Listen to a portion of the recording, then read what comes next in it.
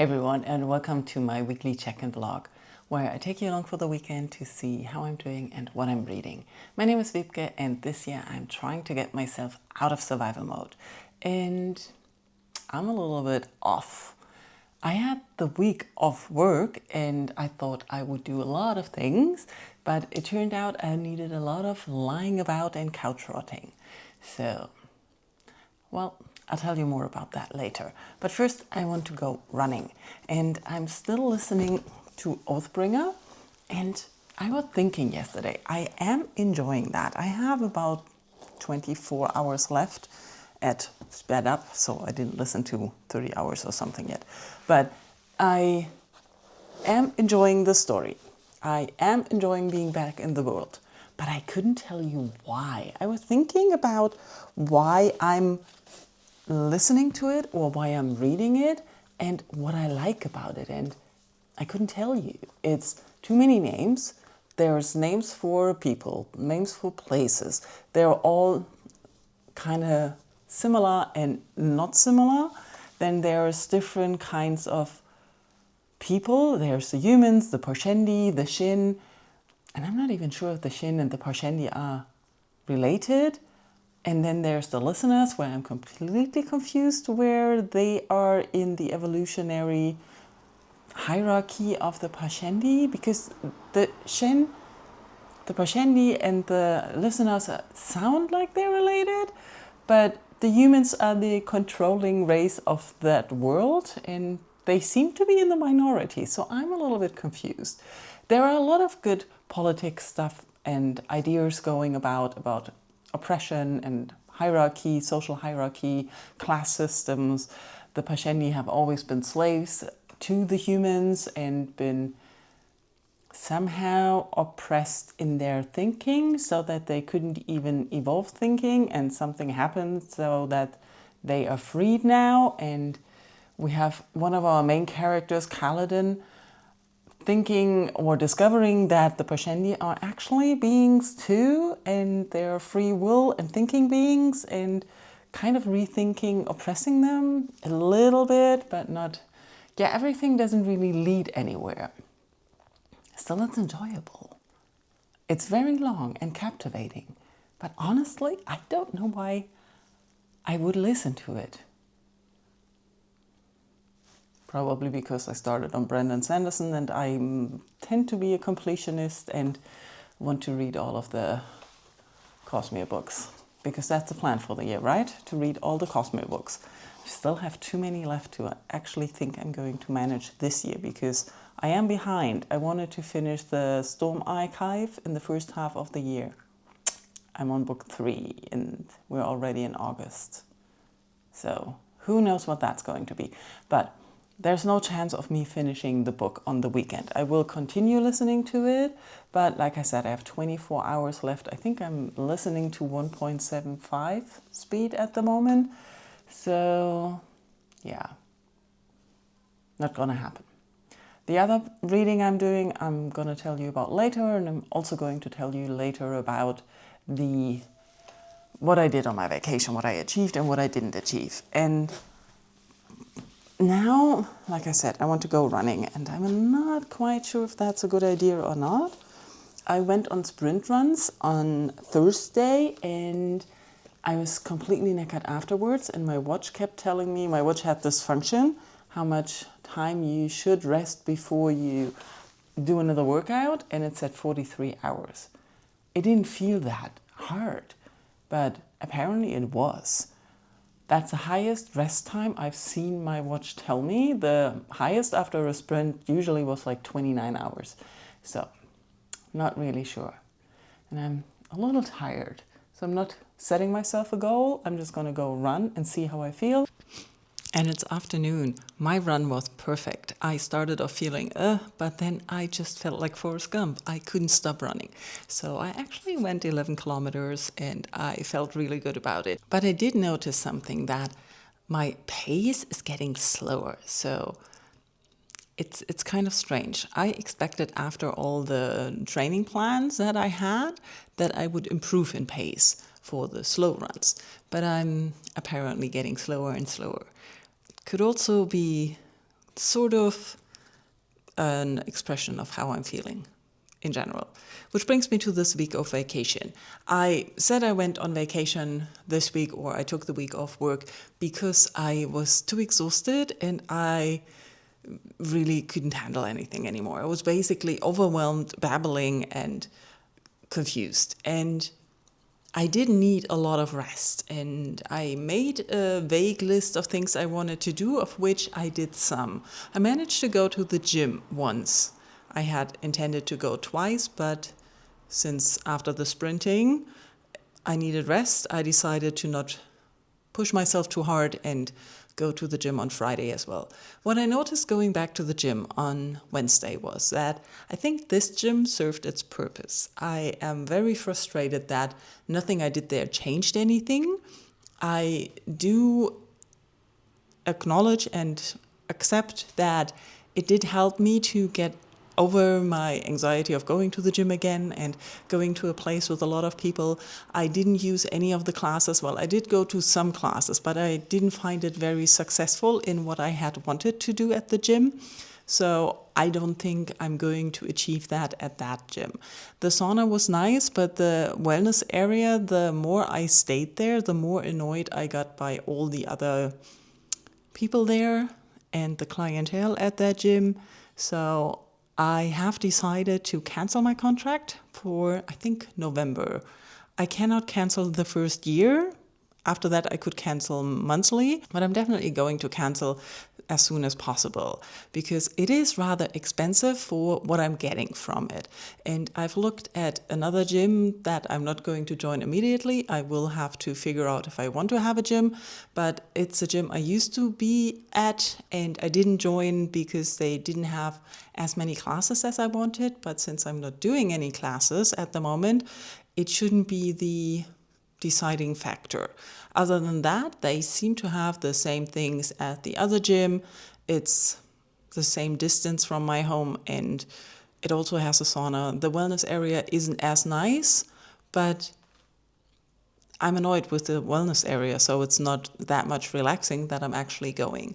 And my usual sauna that I used to go to before the pandemic finally reopens in September, so I might just go regular sauna days again instead of looking for sauna and reading afterwards in the wellness area, which was nice for a while, but I haven't been doing that much lately. So that's something that happened. I made a decision. I also wanted to see my doctor for my shoulder finally, but he's not there. So I made an appointment, which is at the end of August, but I'm hoping because the shoulder isn't getting better.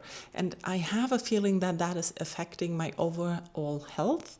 So maybe if I can figure out what to do there to fix that. It's basically a mobility issue. I can't even describe it. I can't describe it in German, but it does hurt quite a bit. And I'm limited in specific movements. So that is annoying. And I'm guessing it's a lot to do with a lot of tension that I'm having because it's like in the back here, all the muscles, when you're all tensed up, that's probably one thing I should get rid of, but with the work that's not helping. I also noticed this vacation once again that I am working too much on a computer. My job now is 100% computer, all 8 hours long, and there's little breaks from that. Or I shouldn't take as many breaks as I'm taking, probably. Oh, there's a loud car outside. Anyways, so I noticed that usually I have about 2 or 3 hours in the morning where I'm good with the computer and then I need to move again. So I'm not as good as couch rotting as I would like to be for the amount of reading I'm doing and for the amount of streaming, YouTube, Netflix, whatever I'm doing. I am quite restless and cannot sit and lie down as much as I would need probably. So that's like strange.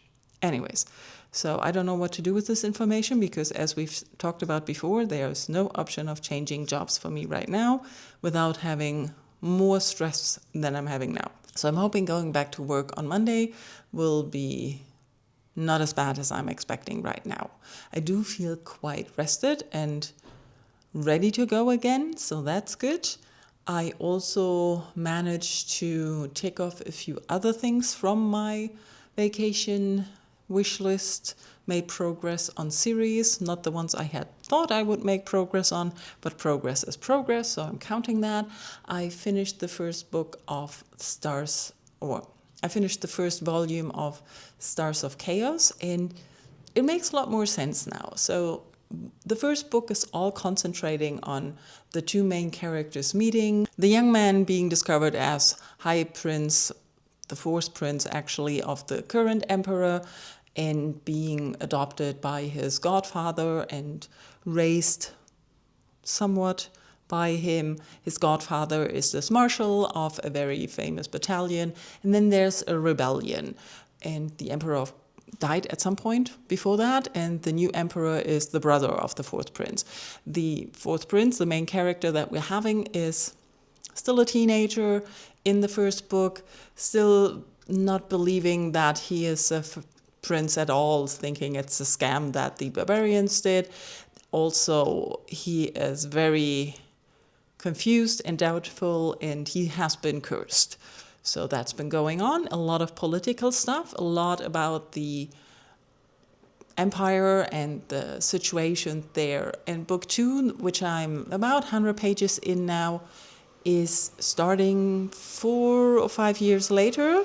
We get a summary of what happened in those years in the country, how life has been for each of the characters, and we learn that at the end of book 1, the two main characters, the godfather and the son, they split ways, and now they meet again, and there is another situation right now with bandits in the southern borders. So the whole book is a combination of what is going on in the country and the developments around it. It's also a lot about the employment of mechanical puppets or machines, because it's a steampunk novel and they have a lot of machines. And one major change that happened at the end or somewhere in the first novel was that they introduced mechanical puppets for farming. And there have been some social issues and criticisms, thoughts about the implementation of that been going around, and I think the effects are showing now that were foreshadowed by some people thinking that it's not such a good idea to have these machines on the rented land of the farmers. And it's very interesting. I am enjoying the fact that there's a lot of story around. Sometimes I feel the transitions are a little bit strange and we're just thrown into things, but once you get used to that style of narration, it's not so bad. I am hoping that we get more interaction between the godfather and the son, as this is Dunmai, and I am the son. The High Prince, the son, is very much in love already with the godfather, but he's conflicted about those feelings because, of course, they're wrong. And so, yeah. Interesting to see how that goes on and where it goes, and I hope we get more interaction between those two because they are actually fun to be with. I'm enjoying that. What else happened? Oh, I continued my decluttering of books. I finally went to one of the secondhand stores in town and asked if they are still taking donations as they used to before the pandemic, and they do. They don't look at it, and they are very grateful for international books. So I have found a way of getting rid of a lot of my English books, and I've been taking bags there. I still have a lot to go, and I'm conflicted constantly of what's my choice, what's my goal. I am currently looking at the books thinking, will I read that again? Yes or no? And if I wouldn't read it again, I'm going to give it away. I also found some books where I didn't even finish or didn't like, so those could have gone ages ago. And I've noticed that my idea of a home library has changed. I want to make a separate video on that once I've come down to all the ideas I have about that. But currently, I'm noticing the more I give away books, the easier it gets. And even looking at the few German books that are left up there somewhere, pointing is very difficult there. I am conflicted if I just want to give them away as well. Not really sure. Sometimes I see very expensive and new books where I'm like, oh, I like that, but not enough to read it again. And I don't really like the cover, so that I want to display the cover. That is one thing I want to do, display covers more. But I'm not really sure. And then there are series where I know I won't read them again, but I definitely don't want to get rid of them. Strange. Anyways, that's a process that is still ongoing. And also, it's nice today. So I keep changing what I want to do, because I am seeing myself running out of energy in a few hours. And I need to go food shopping. And because it's nice and sunny and warm, I wanted to go lie in the park, relax a little bit instead of on my couch, get some fresh air, some greenery, even though I get a lot of greenery. I also wanted to read, but now I'm hungry and I don't have food because I need to go food shopping. But if I go food shopping first, then I have to go all the steps back up again, and the question is whether I will go out again. So I'm thinking of going to get food first, basically eat out, and then go to the park and then go food shopping. That's probably what I'm going to do.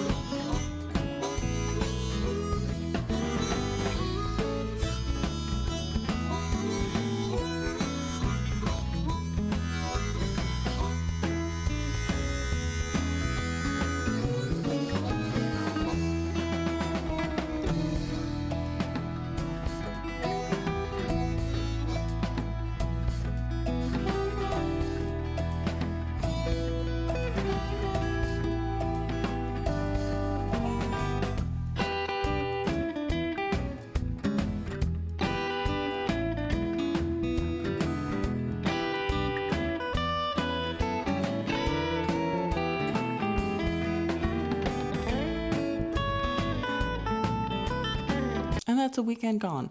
I made some more progress in Stars of Chaos and in Oathbringer. I spent some time outside and I spent a lot of time couch rotting.